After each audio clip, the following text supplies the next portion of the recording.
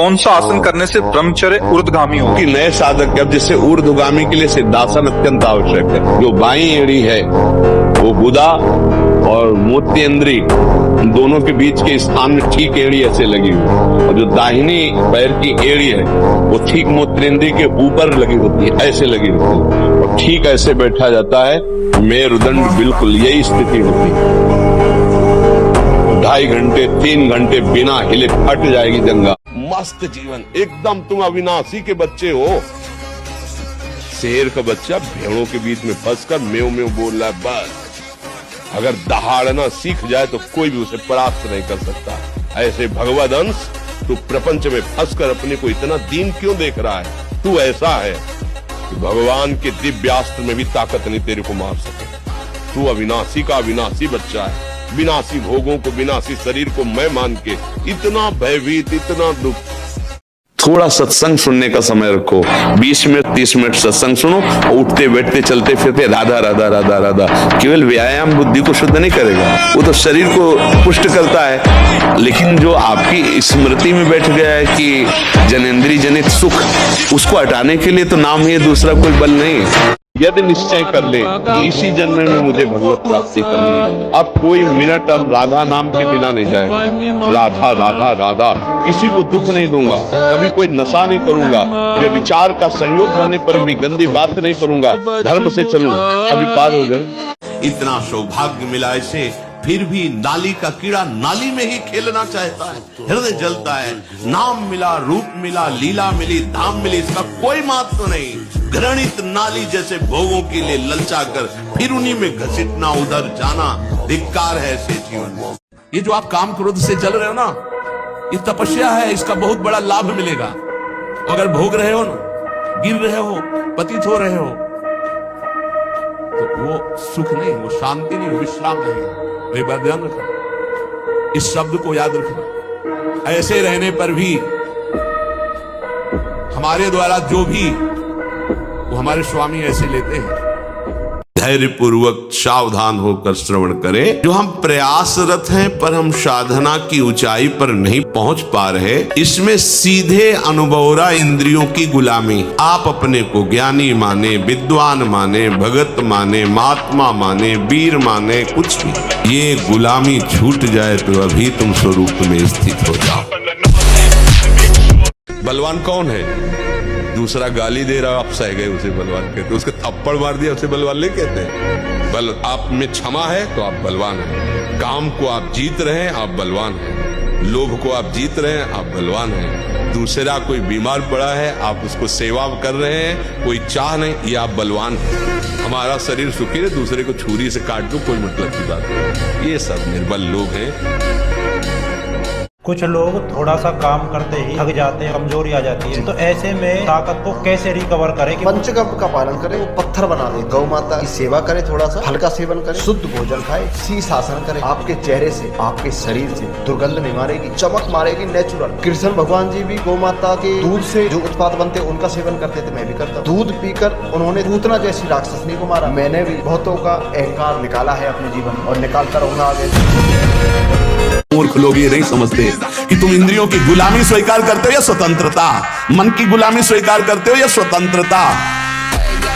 स्वतंत्रता किसे कहते हैं अभी जाना नहीं है। मनमानी आचरण को तुम स्वतंत्र कहते हो कि मैं जो चाहूं। कितने मिनट स्वतंत्र हो जरा देखो, 1 सेकंड भी नहीं। हर वृत्ति तुम्हें गुलाम बनाए हुए है। जो ऐसा करते हैं उनकी समस्त इंद्रियां दुर्बल होती जाती हैं।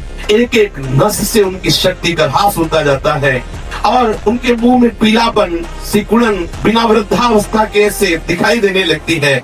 नष्ट में दौर्बल्य, बार बार स्वप्न दोष, नाना प्रकार के गंदे संकल्प, नाना प्रकार की जलन उनके हृदय में प्रकाशित हो जाती है, और वीर शक्ति इतनी द्रवित हो जाती है कि उनको पता ही नहीं लगता कब स्खलित हो गई। इसलिए साधक सावधान, ऐसी गलती बिल्कुल न करें। पहले तो आप रोइए मत, किसी भी पीड़ा में रोइए। रोना है तो प्रभु के प्यार में रोइए, बस। ये आंसू केवल प्रभु के प्यार के लिए नहीं, हर परिस्थिति को सहने के लिए तैयार रहो। भगवान के जन हो, ऐसे छोटी मोटी बात आई रो दिया बच्चों की तरह नहीं। 100 बार गिरेंगे फिर भी हम चढ़ाई करेंगे इस पर। इसका अभ्यास है हमको नष्ट करने का। तो आज से हम प्रण लेते हैं कि तू हमें कितनी बार गिराएगा। अविनाशी का बच्चा हूं, अविनाशी ही हूं। शरीर बदलते रहेंगे लेकिन हम तेरे को देख लेंगे एक दिन तुम जीत जाओगे। किस बात के लिए घबरा रहे हो? तुम्हारा क्या चला जाएगा जो तुम घबरा रहे हो?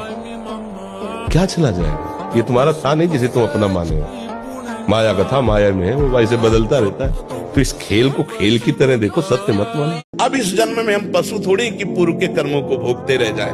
अब हम ऐसे नवीन कर्मों का अनुष्ठान करेंगे, भागवतिक कर्मों का, जिससे पुराने कर्मों को विध्वंस करके हम भगवत प्राप्ति करेंगे। हम महान स्थिति को प्राप्त हो, क्योंकि महान परमात्मा के अंश है। ब्रह्मचर्य धारण करने वाले कोई बादाम, हलवा और घी की जरूरत ही नहीं भाई, बिल्कुल सच्ची मानिए।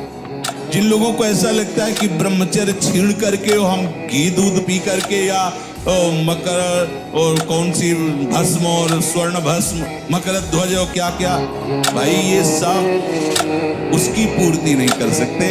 ध्यान रखिए, जो ब्रह्मचर्य आपका छीण हुआ, जो नस नाड़ियों का अभ्यास आपका गलत बन गया, उसको कोई भी भस्म, कोई भी औषधि, कोई भी घी दूध बादाम पिस्ता पूर्ण नहीं कर सकता। ध्यान रखना, जिन लोगों को ऐसा लगता है वो भ्रम में है। ब्रह्मचर्य अत्यंत आवश्यक है। आपको सच्ची कहता हूं, आप ऐसे निराश मत होना कि इतने दिन हो गए अब भी काम आता है। एक दिन वो समय आएगा कि तुम ऐसे छाती ठोक के कहोगे कि किसी की ताकत नहीं कि हिला दे। बलवान बनो, तुम दूसरों के आगे घुटने टेकने की जगह दूसरों को घुटने टेकवाओ। इतने भजन करो, इतना तप करो, इतने नियम में रहो कि दूसरा तुम्हारे सामने झुके। इस समय ब्रह्मचर्य रहो तो आपकी स्मृति, आपका बल, आपकी चेतना जागृत रहेगी। बड़े से बड़ा दुख सहने की सामर्थ्य आती है ब्रह्मचर्य में। ब्रह्मचर्य अध्यात्म पावर पुष्ट, ब्रह्मचर्य संकल्प पावर पुष्ट, ब्रह्मचर्य सर्दी गर्मी बरसात पीड़ा इनको सहने की सामर्थ्य उसमें आती है। विजयी वही होता है जो रात दिन, और ब्रह्मचारी के नेत्र बोलते हैं। जैसे जंगली सिंह के नेत्र है, ऐसे ब्रह्मचारी के नेत्र, उसके नेत्र में एक पावर होता है, एक दबाव पक्ष होता है। वो जिस पर नेत्र डाले तो एक बार झुक जाए सामने वाले के लिए। ब्रह्मचर्य का ऐसा पावर है, देवलोक सहित समस्त देवता उससे नित्य नमस्कार करते हैं जो ब्रह्मचारी होता है। अगर कुमति को दबाकर सुमति को बढ़ाना है तो नियम ले लो, चाहे प्राण निकल जाए पर पराई जिसका हम पाणी ग्रहण किए उसके सिवा किसी और स्त्री के साथ काम संबंध नहीं। प्राणांते भी प्राण त्याग सकता हूं पर ना संगति, पर मैं किसी स्त्री का, पराई स्त्री का ऐसा संयोग नहीं कर सकता। इतना दृढ़ निश्चय करना है कि मैं मृत्यु को स्वीकार कर सकता हूं पर गलत आचरण स्वीकार नहीं कर सकता। मृत्यु आवे मुझे मार जाए वो स्वीकार है, लेकिन मैं गलत आचरण नहीं कर सकता, धर्म विरुद्ध नहीं चल सकता। अब जैसे अपने लोग दूसरे जीवों को जला के खा रहे ना, जैसे पैर बांध दिए उनको गूंज रहे हैं, तुम्हारे पैर भी नहीं बांधे जाएंगे, जिंदा भूल जाओगे। कर्म तुम्हें बख्शेगा नहीं, ध्यान रखना। कितने कष्ट तुम्हें गिनावे, लेकिन हम उत्साह के एकमात्र भगवान का बल और उत्साह, हम हारे नहीं हैं, अभी भी हम नहीं हारे। कितने दिन शरीर रहेगा, कितने दिन भोग रहेंगे, विचारवान बनो। ब्रह्मचर्यम चरंती, ब्रह्मचर्य का पालन करो। उपासक जो ब्रह्मचारी होता है उसका खिला हुआ चेहरा रहता है, जैसे कमल खिला हुआ, बिना किसी कारण के उसकी मुख मुद्रा में प्रसन्नता होती है। इतना दृढ़ निश्चय करना है कि मैं मृत्यु को स्वीकार कर सकता हूं पर गलत आचरण स्वीकार नहीं कर सकता। मृत्यु आवे मुझे मार जाए वो स्वीकार है, लेकिन मैं गलत आचरण नहीं कर सकता, धर्म विरुद्ध नहीं चल सकता। दिन में कई बार करूंगी, जानते हो, एक मन 40 किलो अन्न, पूरा भोज्य पदार्थ पेय सहित, तब वो एक संतान उत्पन्न करने की योग्य वीर बनता है। 40 किलो खान पान पेय सब मिला करके वो जब हमारे शरीर से पचता है तब एक बार संतान उत्पन्न करने की योग्य वीर बनता है। आप उसे हस्तमैथुन के द्वारा दिन में कई बार निकाले तो मरोगे नहीं, और क्या होगा। पूरा शरीर कंपन जैसे रोग शिकार। अभी शरीर कंपन, दिमाग डिप्रेशन, कमर में दर्द, टांगों में दर्द, कुछ अच्छा न लगना, भोजन न अच्छा, किसी काम में रुचि न होना, ये सब लक्षण शुरू हो जाएंगे। भगवान सबके है तो मेरे भी है, भगवान सब समय में है तो इस समय में भी है, भगवान सबकी रक्षा करते हैं तो मेरी भी रक्षा करेंगे, फिर मुझे डर किस बात का। जवानी जो है ये व्यतीत होनी चाहिए तपस्या में, जलने में व्यतीत होनी चाहिए, तो बुढ़ापा में वर्षा हो जाएगी। जलोगे तपोगे तो वर्षा हो जाएगी, और अगर पहले ही भीजे भोगों में पड़े रहोगे तो बुढ़ापा में सड़ोगे। हमें और जोश आना चाहिए। आप जीवन में कभी असफल नहीं होंगे। रात दिन पढ़ाई करो, ब्रह्मचर्य से रहो, भगवान का नाम जप करो, माता पिता की आराधना करो। कौन सी उन्नति जो तुम्हारे चरण न चूम ले। सावधान रहिए, ये जीवन खिलवाड़ नहीं, चाहे आप गृहस्थ हो चाहे विरक्त हो। ये जो ब्रह्मचर्य है ये आपको अच्छा गृहस्थ बनाएगा, ये ब्रह्मचर्य आपको अच्छा उपासक बनाएगा। अगर आप इसको यूं ही छीण करते रहे, चाहे गृहस्थ हो या विरक्त हो, तो आप किसी काम के नहीं रह जाएंगे।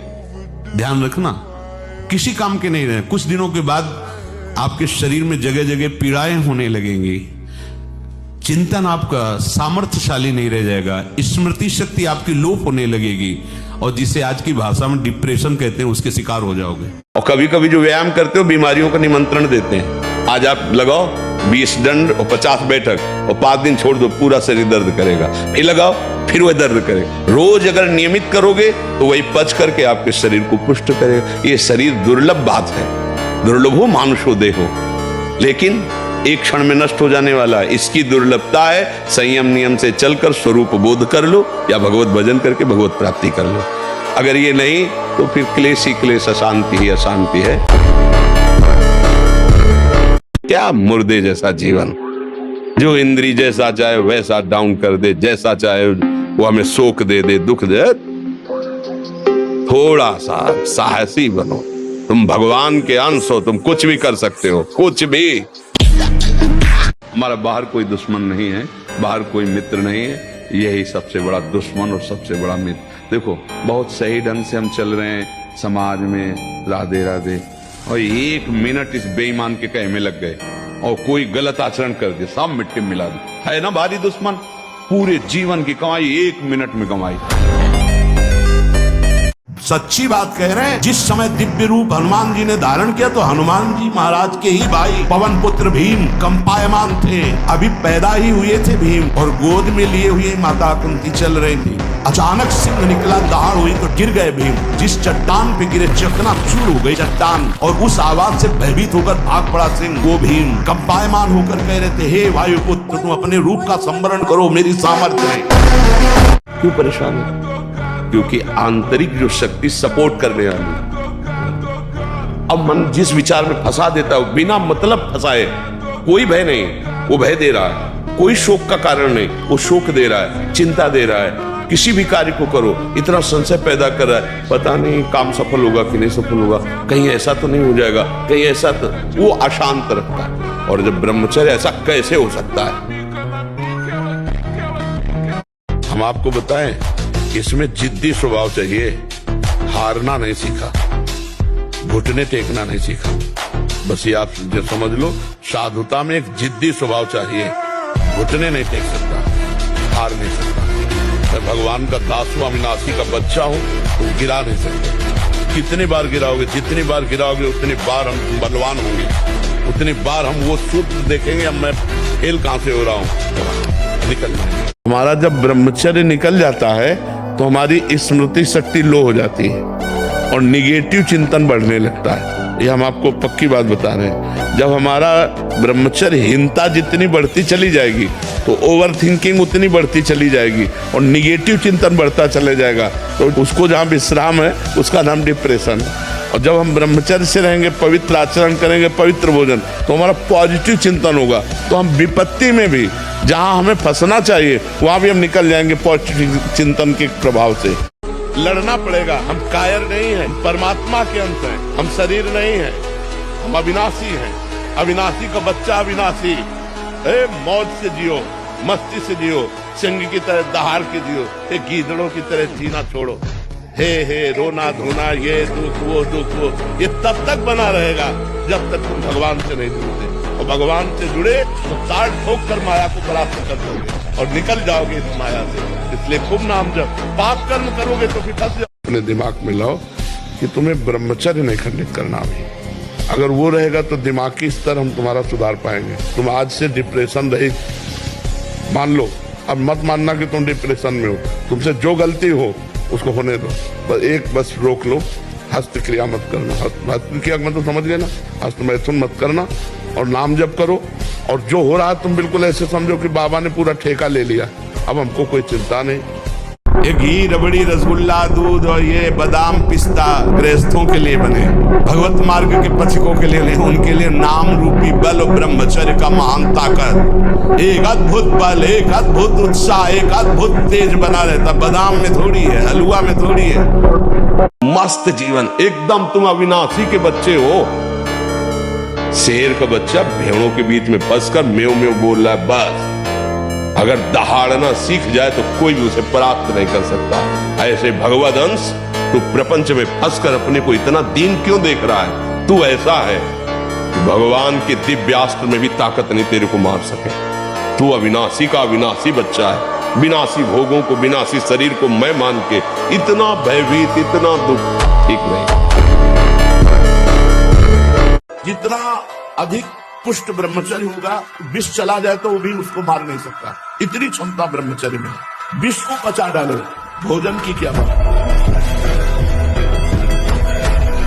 तुम इतने मजबूत बनो कि कोई भी बुराई तुम्हारे हृदय में प्रवेश न करे, कोई भी तुम्हें बुरा न दिखाई दे और तुम सब में भगवान को देखकर इस माया पर विजय प्राप्त करो। कोई भी बुरा हमको दिखे ना और कोई भी बुराई हमको परास्त न कर पावे, कोई भी दुख हमारी प्रसन्नता को न छुपाए, क्योंकि सर्वम खलमिदम ब्रह्म, सब जगह वही विराजमान है। कौन बुरा है? सच्चा ज्ञान, सच्ची अच्छाई तो यही है ना कि बुरे में भी मुझे भगवान दिखाई दे। अब आप बताइए कि जीवनी शक्ति वीर्य, जो एक मन अन्न खाने के बाद एक बार बच्चा पैदा करने की सामर्थ्य वाला वीर अंदर आता है, और हमारे कहीं वीर की थैली नहीं है, कहीं भी नहीं है। जैसे पित्त की थैली होती है, ऐसे वीर की थैली थोड़ी है। एक मनोवाह नाड़ी है, वो रक्त की मथानी है। जिस समय हम काम, वेदना और चेतना से युक्त होते हैं, वो मंथन करके पूरे शरीर से, जब वीर शक्ति शरीर से निकलेगी तो पूरी नस नाड़ियों में तनाव होगा। हम कह रहे हैं भेड़िए की तरह केवल हमको डराते हैं, इनमें दम नहीं है। दम है तब जब हम डर के इनके आगे घुटने टेक देते हैं, और अगर चौड़े खड़े रहो तो सर झुका के वापस न चला जाए तो हमें बताना। हेलो, 15 से लेकर 25-30 तक आपने ब्रह्मचर्य सब नष्ट कर दिया। अब आप केवल दिखाई दे रहे हैं कि मनुष्य है, मनुष्य में अब आपके अंदर ज्ञान शक्ति, स्मृति शक्ति, बल शक्ति, लोक कल्याण शक्ति, वो केवल नाटक भले बोल लो, तुम्हारे अंदर नहीं रह गई। तुम्हें शक्ति चाहिए, हम कह रहे हैं ऐसा करके देखो, ना मिले तो हमें बताना आगे। कोई गंदा भोजन मत करना, पराई बहन बेटियों के प्रति दोष दृष्टि पे विचार मत करना, मांस मत खाना, जुआ मत खेलना, चोरी मत कर। पराई माता बहन का अवसर भी आवे तो भी ये बस ये कि आप हम प्राण त्याग सकते, लेकिन हम गलत आचरण नहीं कर सकते।